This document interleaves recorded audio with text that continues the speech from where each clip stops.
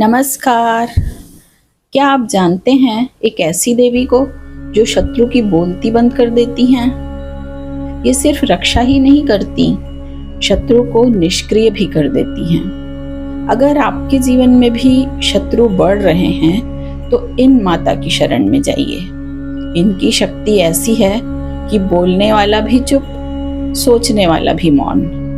मैं बात कर रही हूँ न्याय, विजय, शत्रुनाश और तंत्र साधना की सबसे रहस्यमयी शक्ति माँ बगुलामुखी की।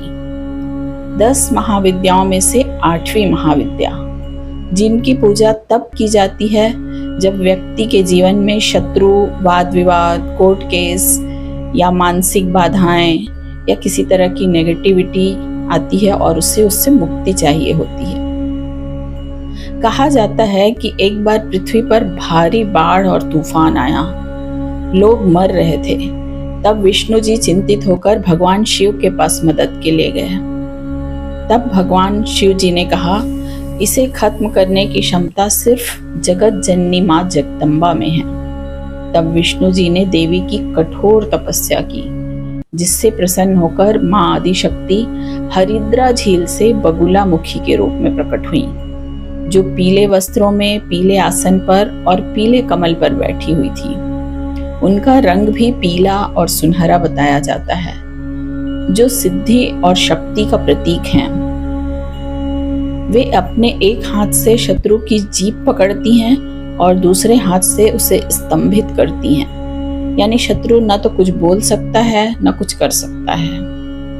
इनका उद्देश्य केवल बाहरी शत्रुओं को ही नहीं, बल्कि अंदर के नेगेटिव थॉट्स को भी खत्म करना होता है।